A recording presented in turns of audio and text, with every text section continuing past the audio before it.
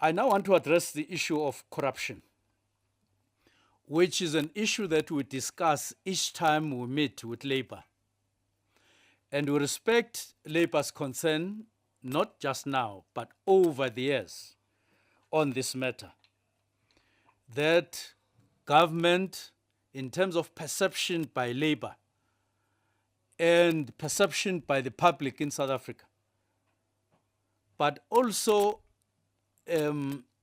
a prevalent issue, dominant issue in South Africa today, when people look at government, not just an issue of perception alone, but in reality as well, practically as well, in terms of our everyday experience.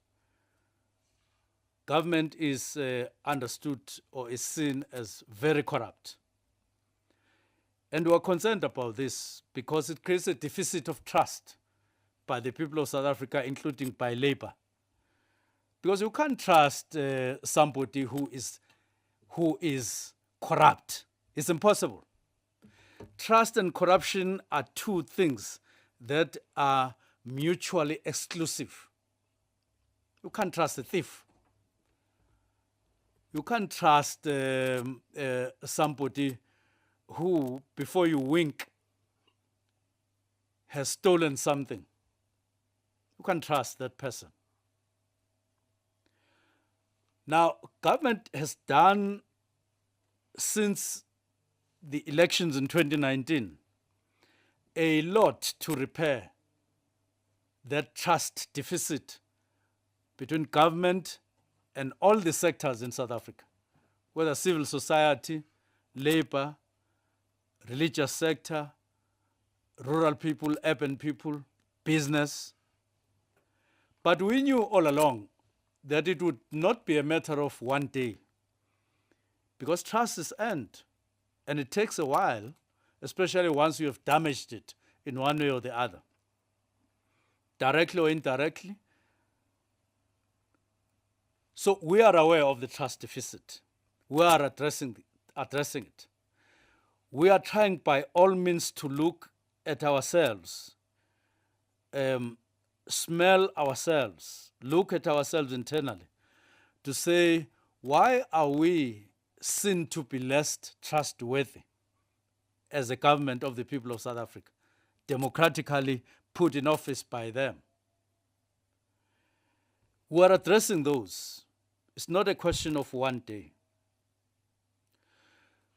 Now, therefore, we know that among the issues that are affecting this trust and causing a wider deficit is corruption. And I'm saying corruption in the public service space. It's something we are overly committing ourselves, because we have to, in terms of fighting it until the last drop of our sweat, to remove it, so that people once more can have trust in government. But it has to start with ourselves, cleaning ourselves of corruption. And this is something that we are doing. I want to say that the country, as I've said, is at war on all fronts against corruption and corrupt activities in the public service and administration. Internally, we've revamped our systems in terms of fighting corruption. We have a unit that we appointed last year that is responsible for detecting public servants doing business with the state, but they're also responsible for improving discipline management in public service and all other related matters.